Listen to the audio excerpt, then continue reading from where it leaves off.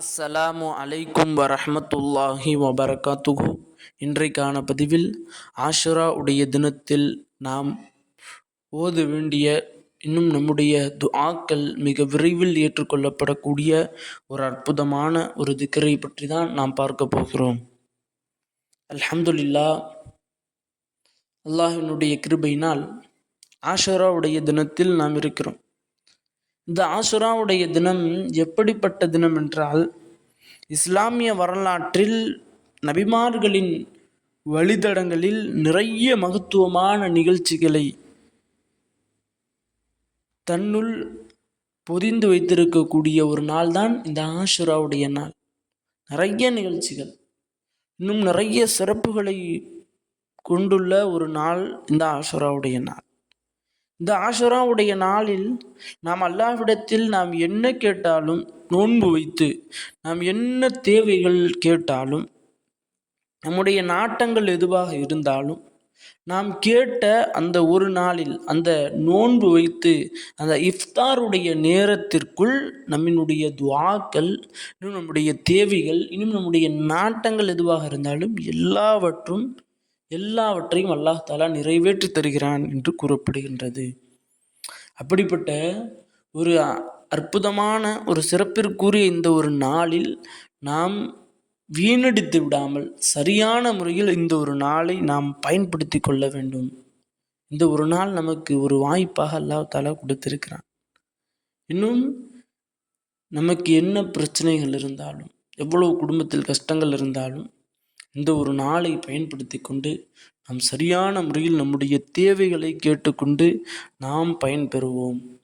ஆக இந்த ஒரு நாளில் நாம் கேட்கக்கூடிய ஒரு மிக முக்கியமான ஒரு திக்ர், இந்த ஒரு திக்ரை ஓதிட்டு நீங்கள் அல்லாஹ்விடத்தில் கேட்டீங்க அப்படின்னு சொன்னால் கண்டிப்பாக நிறைவேற்றி தரப்படும்.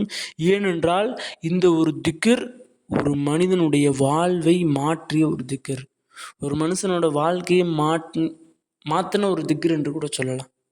இதே நாளில், ஆஷுராவுடைய நாளில்தான் நபி யூனுஸ் அலைஹி வஸல்லம் அவர்கள் மீனுடைய வயிற்றிலிருந்து அல்லாஹ்விடத்தில் துஆ கேட்கிறார்கள்.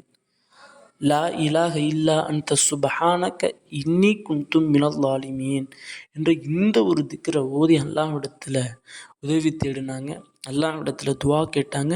அல்லாஹ் தஆலா இதே தினத்தில் அவர்களை மீனுடைய வயிற்றிலிருந்து விடுதலையாக்கினான்.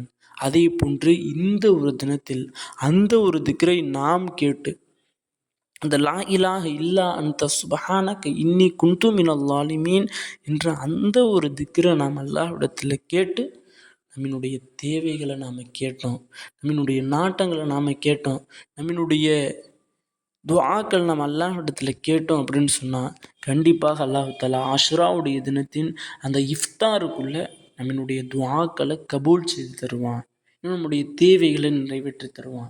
ஆக கண்ணியமானவர்களே, இந்த ஆஷுராவுடைய தினத்தை நாம் வீணடித்து விடாமல் நல்ல முறையில் நபி ஸல்லல்லாஹு அலைஹி வஸல்லம் அவர்கள் நோன்பு நோற்றது போன்று நாமும் நோன்பு நோற்று அல்லாஹ்விடத்தில் இந்த ஒரு திக்ரை 100 முறை ஓதி நம்மினுடைய தேவைகளை நாம் அனைவரும் கேட்போம்.